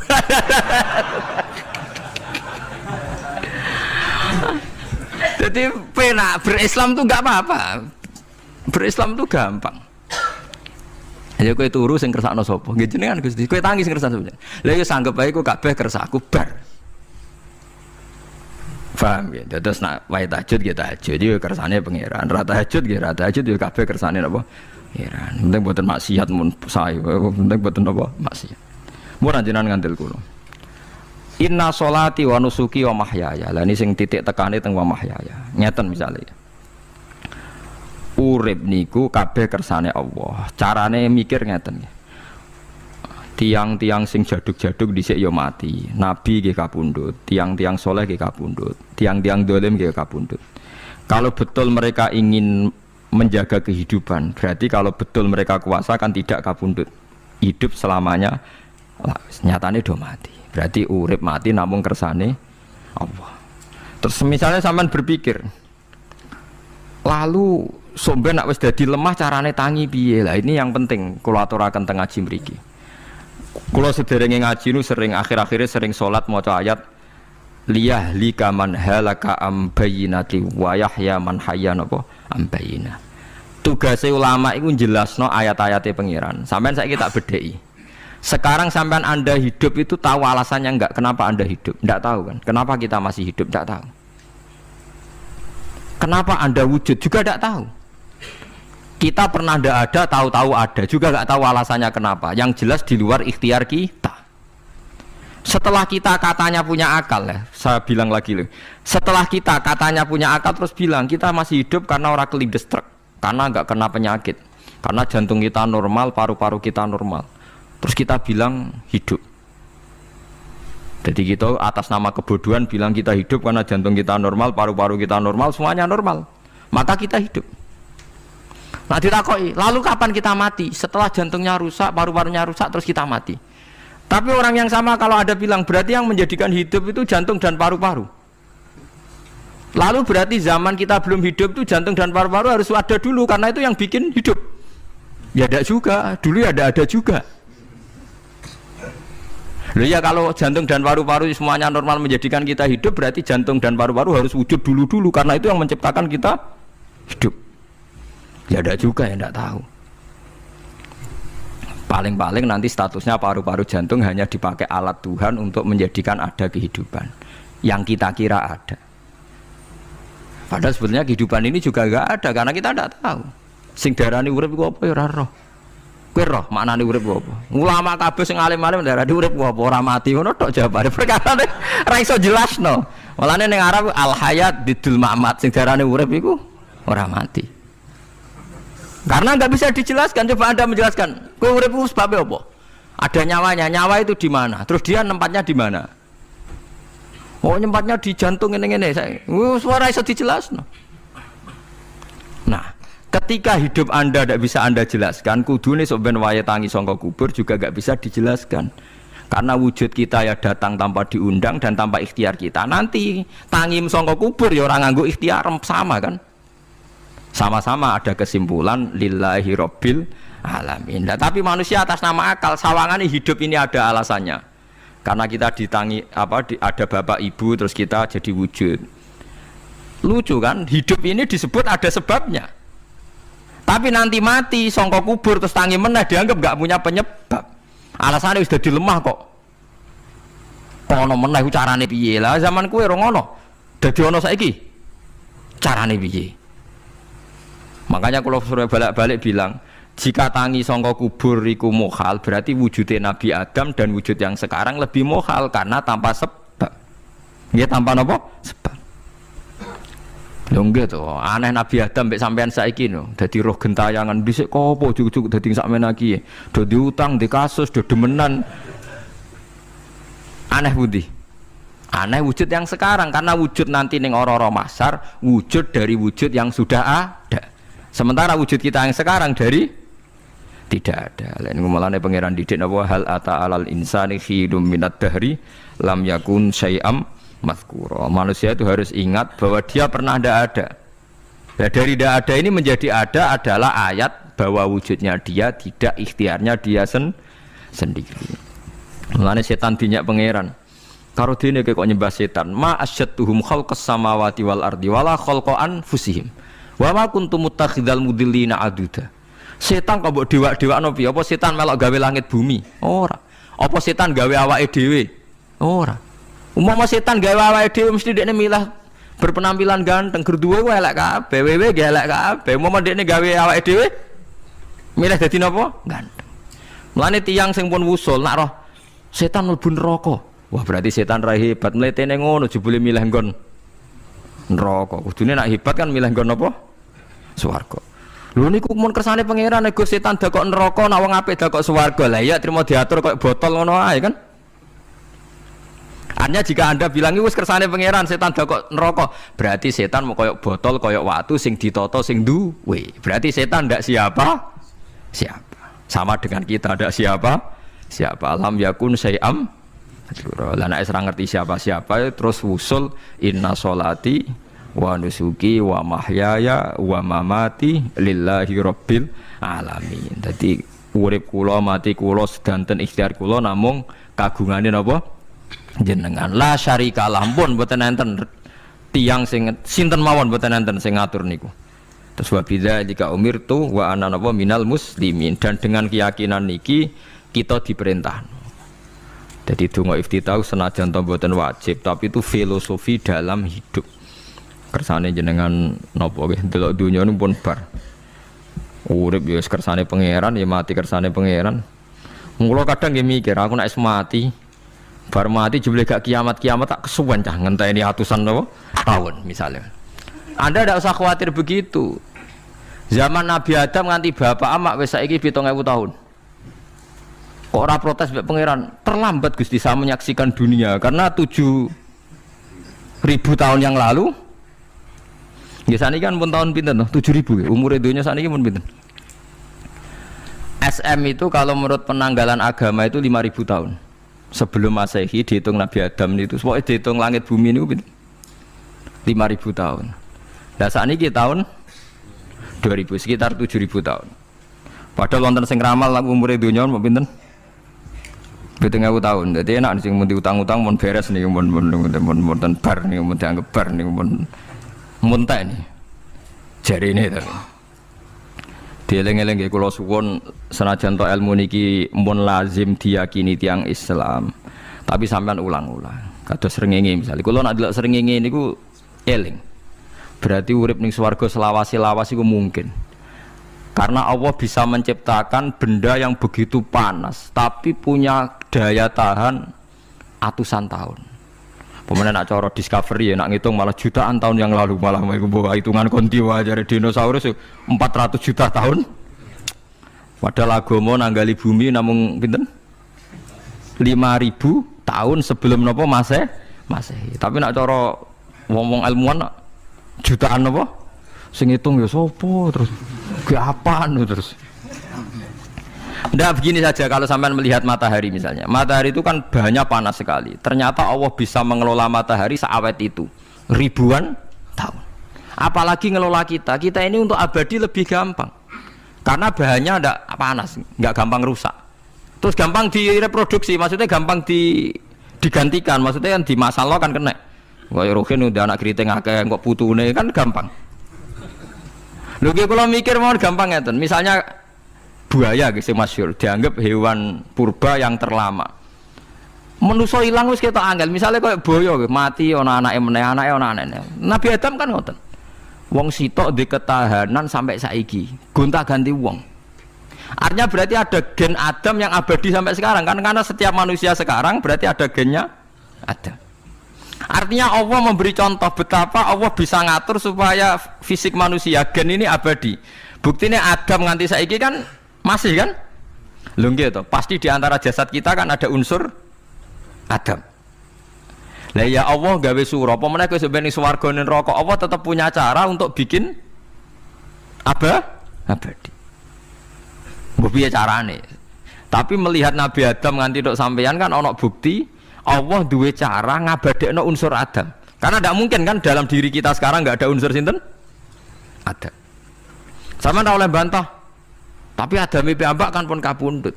Tetapi Adam yang sekarang sampai sampean saiki. Tapi ora roh sampean sing turunane Qabil apa sing ora roh iso wae cek ngono ae. Wong jarene cerita. Qabil iku lahire ning swarga. Dirabekno mbek Labuda sing lahire ning bumi. Labuda ku elek gembrot. Habil lahire ning bumi, rapati ganteng, dirabekno Iklima sing wayu. Lahiran swarga. Akhire Qabil gak trimo, wong aku cah ganteng kok dientukno cah elek. Mulane saiki nek ana cah ganteng dientukno cah elek ra trimo ya kaya Qabil.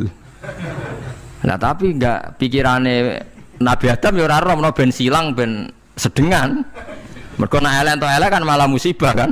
Saiki anake ra melok dosa tapi eleke dobel. Misale kriting untuk kriting, elek untuk elek, fakir untuk fakir kan ya memperparah to. Cara kula jan haram. Elek untuk elek rabi cara kula haram. Saiki anake kan ora roh apa-apa ujug-ujug elek banget ora terima elek napa? Elek napa? Banget. Jadi cerita kan ngoten, walhasil akhirnya tukaran, mergo Qabil gak terima. Pas tukaran dipisah Nabi Adam. Angger sing takor rupe sukses berarti ikhtiari bener. Ya mau Habil nyembelih wedhus, sing Qabil seneng buah-buahan. Mulane seneng buah-buahan iku rada masalah, dianggap simbole wong-wong sing seneng mapan. Mulane kene Umar ora usah di buah-buahan akeh-akeh, cukup gedang siton, sesuk katesne siton, ora usah semua buah-buahan wonten. Kok iku dhisik kurbane sinten? Qabil. Tapi sing melarat teman-teman yo keliru, dhisik Habil saleh iku omahe cek penuh daging, paham nggih? Perkarane kurbane cek wedhus. Ora pitik, mergo bedigasan pitik niku. Jadi ada sebuah toriko sing ngaramno anak buahe mangan pitik. Perkarane wong ku kelakuane kaya sing dipangan. Ya repot ta ngoten niku. Repot. Ya repot lah ngono terus ya repot. Berarti nek sering mangan welut tak bulet. Ngono berlebihan. Toriko niku napa? Berlebihan wis biasa mawon. Kula nggih mboten fanatik biasa. Tapi kalian kula ora seneng mangan. Jadi kan unsur hewani saya kan ndak banyak. Kula rapati seneng napa mangan. Walhasil akhirnya Qabil korbannya enggak diterima. Habil diterima. Terus semenjak itu juga akhirnya walhasil Qabil mateni Habil. Jadi makanya konflik wedoan, konflik tertua. Mental membunuh ya mental tertua. Pertama peradaban manusia itu dibangun rebutan wong wedok dan saling membunuh.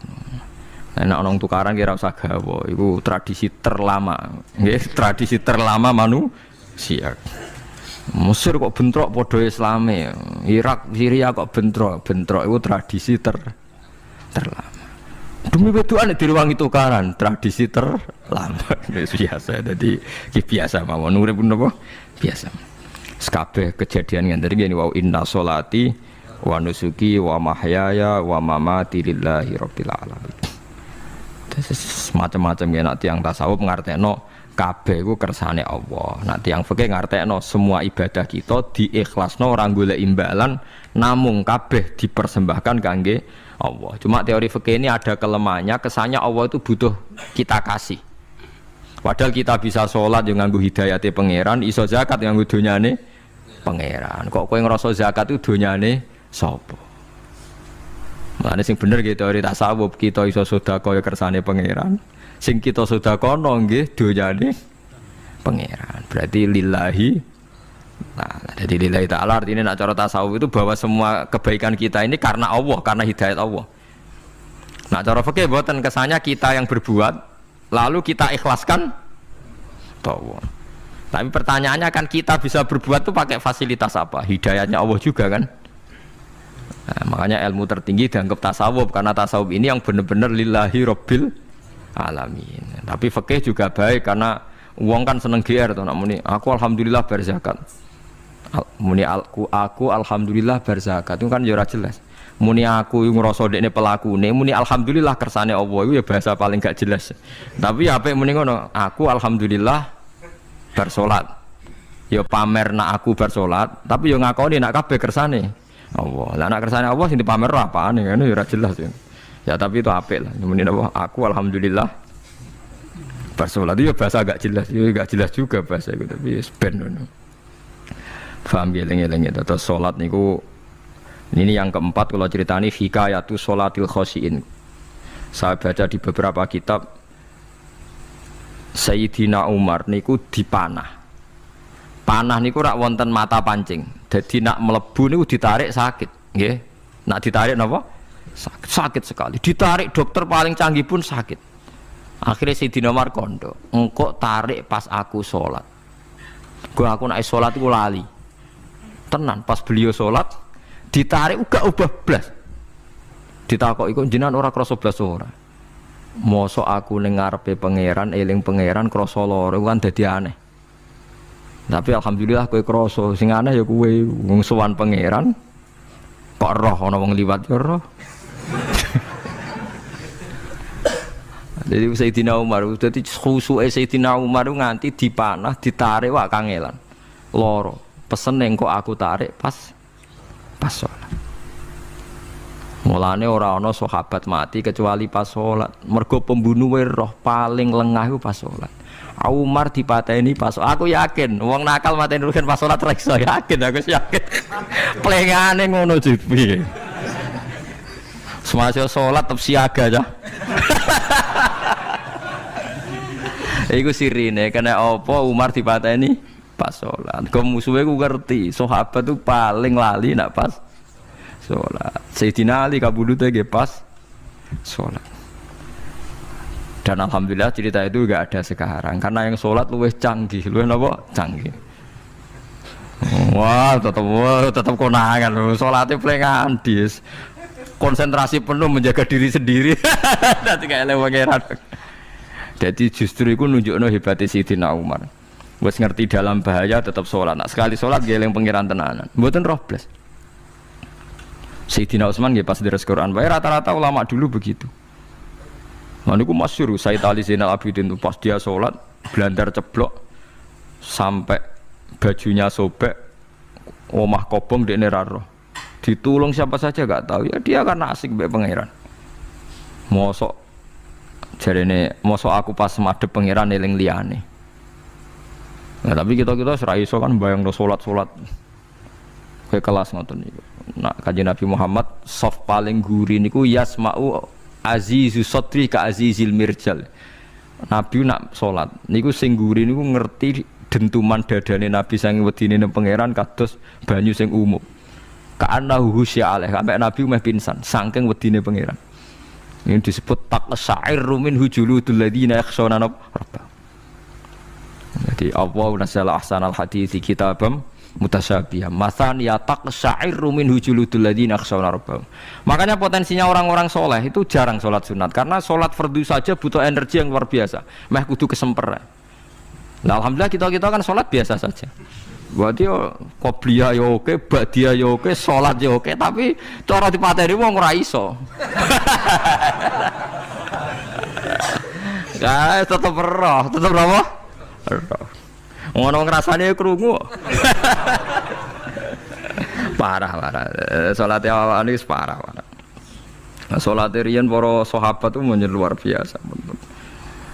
Sampai wong kafir nak ape nyerang, sampai ana salat khauf iku sampai wong kafir sepakat engko nak nyerang Muhammad niku pas napa? Salat. Sampai akhirnya Allah gawe rukhsah wonten salat khauf. Salat di mana separuh saf njaga musuh. Mergo Nabi nek salat lali. Sahabat nek salat lali. Akhirnya gini ku. Dalam sistem keamanan jadi kelemahan sahabat gini ku. Akhirnya Umar salat di depan umum. Lho di depan umum. Kok iso lali kabeh? Mestinya nak Umar lali kan makmum Ruhin Mustafa eling mboten iki sing saf awal dua niku lali kabeh. Lho nggih imam kok ngarep. Niku Abu Lulu Al-Majusi ku iso liwat yo nganti tok Umar yo slamet. Munjen salat kabeh. Nak saiki ra iso, aku yakin ra iso. Wah kena saf guri siji to sih. Nyak-nyak masjid sapa juwa to sih salat omong ya tenang sih. Lha iku wis anggepe barokah pangeran alhamdulillah. Jadi Umar itu tengarep, paham ya? Abu Lulu maju, aman. Mereka sing sholat rasa sadar kabeh ora kok Umar tok. Lho mau Umar ngoten liyane mboten nak kecekel tengguri to. Hebat.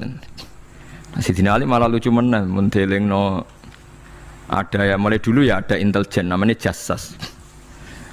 Dan itu saya tiru Dawi Sidina Ali. Jasas itu ya cara niki mata-mata. Ya Amirul Mukminin, orang Khawarij itu berambisi betul membunuh Anda. Mbok ndak usah sholat jamaah di masjid. Kita ini menjaga Anda di rumah. Sayyidina Ali jawab, "Hisni ajali." Jadi masyhur Sayyidina Ali ngendikan, yang menjaga saya itu ajal saya, bukan pengawal presiden. Kalau saya mati sekarang, penjaga nggak ada artinya. Begitu juga aku nak ora wae mati. Iku wong niat mati ini aku ya ora iso. Sepintas ngendikannya ini hanya klis, tapi nak bangen-angen bener.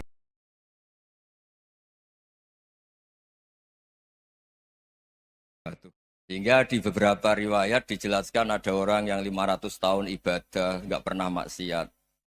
Ditanya sama Allah, kamu masuk surga karena apa? Karena ibadah saya ya Allah. Ya sudah, surga kamu 500 tahun saja, karena ibadah kamu 500 tahun. Ini cerita umur-umur orang dulu. Ya Allah, katanya surga engkau ini selamanya. Ya kalau yang selamanya itu rahmatku, kalau amal kamu terbatas ya surganya sesuai amal kamu ya terbatas. Ya sudah ya Allah, berarti masuk saya surga saya ini karena fadl engkau, karena anugerah engkau. Itu namanya apa? Diroyah. Diroyah itu satu kajian analisis di mana kita percaya riwayat, tapi kemudian punya logika, punya diroyah. Ini penting supaya tauhid kita ini kuat. Jadi dulu ada orang yang sangat cerdas, namanya Jubair bin Mut'im. Dia saking cerdasnya, juga kaya, juga tokoh, dikirim sebagai delegasi pembebasan Asra Badrin, tawanan Badar. Kemudian pas datang ke Masjid Nabawi, Nabi delalah pas baca Wattur wa kitabim mastur. Sampai pada titik Nabi baca Am khuliqu min ghairi syai'in am humul khaliqun. Apakah penciptaan yang sedemikian canggih itu dimulai tanpa perwujudan, tanpa sesuatu yang real, yang maujud? Orang itu langsung bersimpuh, matur, ya Rasulullah saya Islam. Kada qalbi yatir, hampir hati saya, otak saya, pikiran saya itu terbang. Karena logika yang dibangun ateisme misalnya, kalau alam raya ini dimulai dari nihilisme, berarti logikanya apa? Al-adamu yakhluqu maujudan. Alam raya ini kan maujud. Maujud itu ada. Kalau yang lebih dulu itu ketiadaan, berarti ketiadaan menjadi sebab kewujudan. Kalau dalam bahasa Arab itu al-adamu yakhluqu maujudan. Sesuatu yang harusnya nggak jadi faktor karena ketiadaan, menjadi faktor sesuatu yang nyata. Itu kan nggak masuk akal. Ya, kalau alam raya ini ada al-adam sing yasbiku maujudan, berarti alam raya ini al-adamu yakhluqu maujudan, suatu yang tidak ada menciptakan yang ada. Dengan logika itu terus kita ngaji, diajari sama guru-guru kita, sifat dasar Allah itu maujud. Wallahu maujudun qadimun. Terus masuk. Yang harus distatuskan pertama dari Allah itu apa? Maujud, wujud. Karena dengan wujud ini layak menjadi penyebab adanya alam raya ini.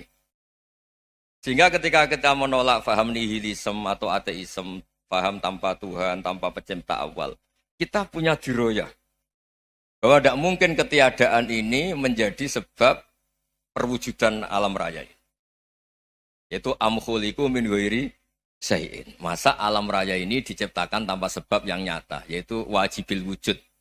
Siapa itu? Allah Subhanahu wa ta'ala. Begitu juga menyangkut sholawat. Orang boleh beda pendapat tentang redaksi sholawat.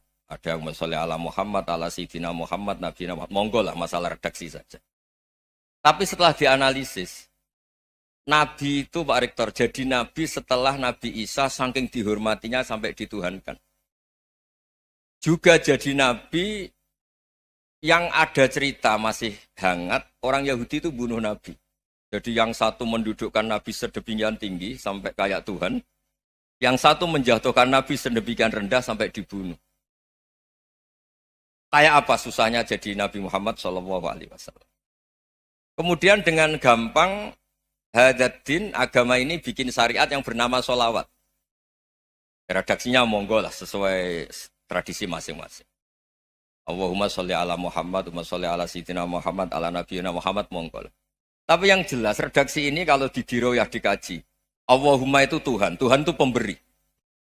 Wa Muhammadun wa in jalla qadruh abdun min ibadi. Muhammad apapun tinggi derajatnya tetap berstatus hamba. Sehingga agama ini terjaga oleh syihotus sholawat. Agama ini terjaga oleh redaksi sholawat. Yaitu Allah tetap pemberi sebagai Tuhan yang enggak tersaingi. La syarikalah. Rasulullah Muhammad wa in jalla qadruh. Apapun prestasinya bisa mi'rad, bisa apa saja. Tetap seorang hamba yang butuh muhtajun ila rahmatih. Jika redaksi Allahumma sholli ala Muhammad ini mengukuhkan yang Tuhan tetap Tuhan, hamba pilihan tetap hamba pilihan. Tentu dengan redaksi ini kemudian kita mendudukkan Nabi benar-benar posisi terhormat. Yaitu orang yang paling berhak dapat askat tahiyat, mendapat penghormatan Allah paling tinggi, yaitu Rasulullah Muhammad SAW. Dan itu diulang-ulang oleh Allah. Subhanalladzi asra bi abdi. Status hamba ini diulang. Lagi-lagi ini bernama diroyah. Bernama apa? Contoh ketiga misalnya fihi ayatum bayinatum maqamu Ibrahim. Dulu orang Yahudi itu ada diskusi masif. Syaratnya Nabi itu mbah-mbahnya harus Nabi. Harus keturunan Nabi. Kemudian semua Nabi rata-rata di Palestina, di Syam. Lalu Muhammadnya asal-usulnya dari mana? Tahu-tahu orang Arab kok Nabi, padahal orang Arab itu dulu jahiliyah. Walhasil terus diceritakan, bukti Muhammad ini turunan Ibrahim adalah ada jejak kaki Nabi Ibrahim di dekat apa? Ka'bah. Fihi ayatum bayinatum maqamu Ibrahim. Kalau Nabi Ibrahim pernah di Mekah, artinya beliau pernah meninggalkan turunan yang di Mekah. Itu bernama Nabi Muhammadun sallallahu alaihi wasallam. Itu disebut fihi ayatum bayinatum maqamu Ibrahim. Nah, itu namanya diroyah. Diroyah itu satu perilaku keseharian kita beragama, kemudian tahu logikanya. Yang keempat misalnya, mangkana yu'minu billahi wal yaumil akhir falyukrim apa? Jahro. Orang yang iman karena Allah dan Rasul, maka memuliakan tetangganya. Andaikan pakai hukum sosial, tentu kalau tetangga kita baik, kita baik. Kalau kurang baik, kok kurang penggawean kan gitu. Tapi dulu itu pernah ada seorang ulama itu dibully ya, dikerjain sama anak muda tetangganya. Pak Kiai datang ke rumah saya, orang ini datang. Kemudian setelah di rumahnya, saya tidak jadi butuh sama Pak Kiai, silahkan pulang. Itu Kiainya senyum menikmati. Dan itu terulang 3 kali. Dibully seperti itu, dikerjain terulang 3 kali. Lalu tetap Kiainya tuh asik, seneng sekali. Lama-lama muda ini tanya, kenapa engkau tidak tersinggung? Padahal saya kerjain sampai 3 kali. Tak undang, terus tak suruh pulang, tak undang, tak suruh pulang. Kata Kiai tadi, yang memerintahkan baik sama tetangga itu Allah. Jadi saya nikmati ketika bisa baik sama Anda. Tidak ada urusannya dengan perilaku Anda yang menolak saya. Nah itu terus kita tahu, memang motifnya kita baik sama tetangga karena iman sama Allah dan Rasul, bukan hukum kompensasi sosial. Jadi kalau mau diteruskan Pak Rektor, saya ngajar di sini ya karena perintah Allah itu orang alim harus ngajar, bukan karena perintah Rektor.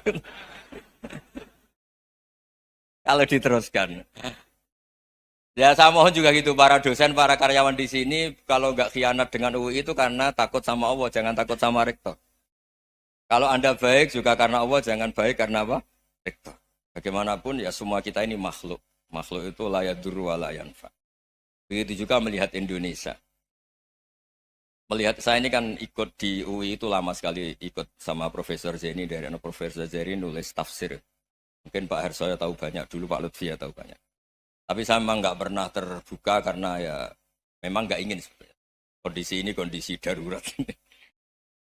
Sehingga saya tahu cara berpikir Profesor Zeni, ya tahu komitmen beliau pada UI. Dan pendiri UI memang ya banyak yang dari tokoh NU, Muhammadiyah, dari tokoh-tokoh ormas yang lain. Memang didirikan banyak orang. Hingga UI memang nggak milik ormas apa tertentu. Dari satu sisi memang baik, nggak dikuasai ormas tertentu. Tapi nanti kalau keterusan ya nggak berbentuk. Ya sudahlah dikelola saja. Sambil-sambil jelas, sambil-sambil kadang nggak jelas. Yang penting ikhlas tadi. Karena kalau terlalu asobia itu jadi repot. Kita ini yang nekuni fikih itu tahu. Kalau tidak kuno itu madhabnya Hanafi. Kuno itu madhabnya Syafi'i. Tahu-tahu seakan-akan Imam Syafi'i itu NU, Imam Abu Hanifah itu Muhammadiyah. Padahal ini orang-orang yang sebelum NU dan apa? Muhammadiyah.